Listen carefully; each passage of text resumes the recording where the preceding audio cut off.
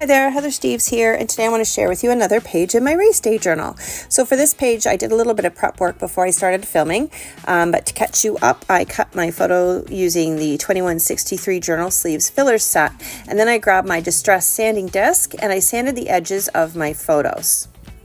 Once I had the edges of each photo sanded down, I attached them to this mat here, and this is cut to size so that it's going to fit nicely into the actual journal sleeve. Then I grabbed CS365, the travel phrases stamp, and I grabbed one of the stamps off of there and I stamped that onto some off-white cardstock with my dark brown ink, and then I die cut that again with one of the dies from the journal sleeves filler set.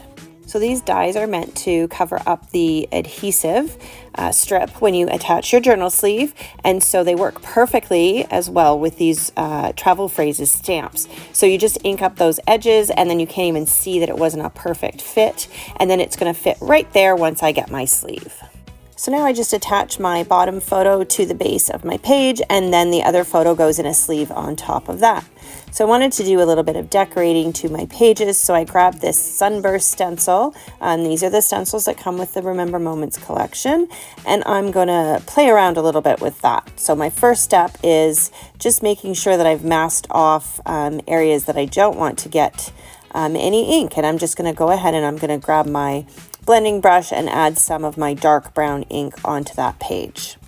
So once I was happy with the amount of ink that I put through the stencil, I decided I wanted to do something a little bit more. So I grabbed my my Versamark dauber and I just started dabbing some of that Versamark through the stencil. So then I grabbed out this Wow embossing glitter. So it's a clear sparkle. So it's actually clear glitter, but it has like these little iridescent bits in it. So you'll be able to see as I start to melt this that it just looks like it's turning back to the original color that was there. But when you look closely, you can see this glitter sparkle thing on top of those. So it's a pretty cool effect, but doesn't change the color underneath.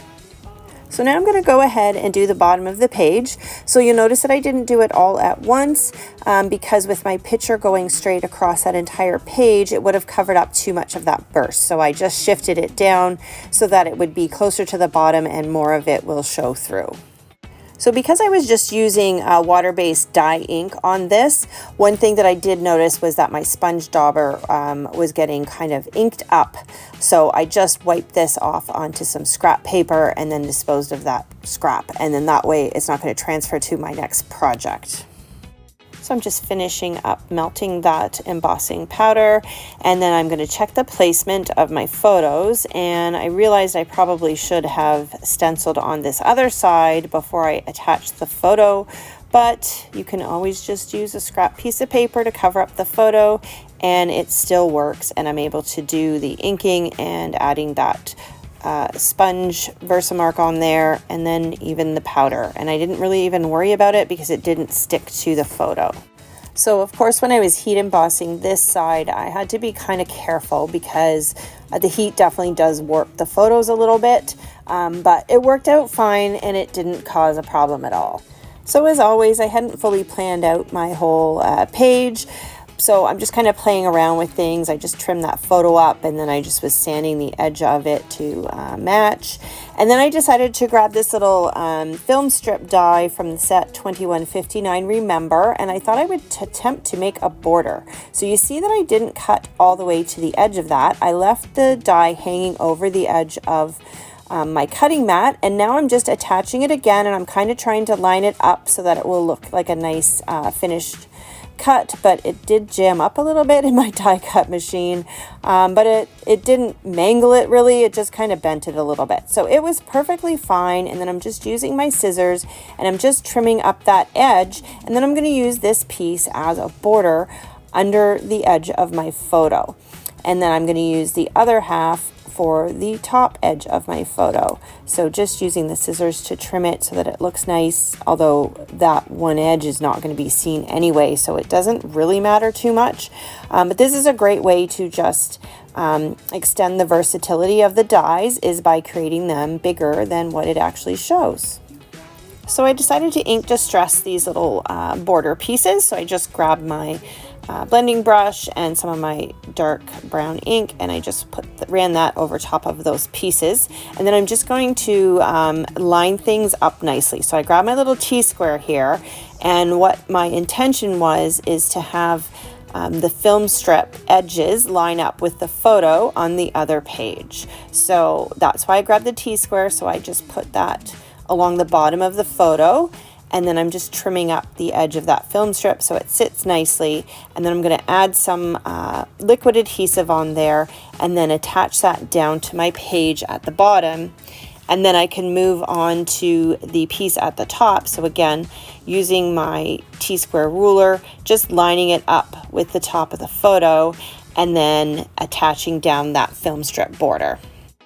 So this was a little bit finicky to make this work, but I do think that it was really worth it to give it just this nice little detail on the edge of my photo. So once I had both those little pieces down, I attached my photo, and you see I'm just folding that page over because I want to make sure that when it's in my book, it's not going to interfere with how that page folds. So that was the best way to make sure that it fit in the exact right spot. So now that most of the components are in place, I decided to grab this word stencil, and I'm just going to add a title along the bottom. So I'm stenciling on the word cool, and then I'm going to stencil on the word day. So all I have to do is grab the word today and cover up the T and the O with some washi tape, and then I have the word day. So remember, that's always a good tip to just play around with those stencils, and you don't have to use them exactly the way that they are.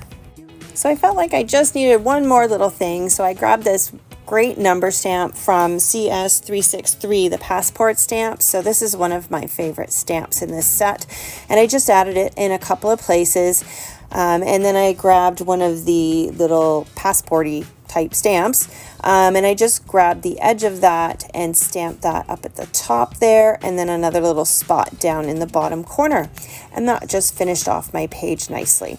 So unfortunately I didn't actually have any of the journal sleeves when I made this project, but David added it for me once he got the samples, and you can see it on his videos. Thank you so much for watching. I hope you enjoyed this video. Please don't forget to like and subscribe to my channel, and of course have yourself a wonderful day.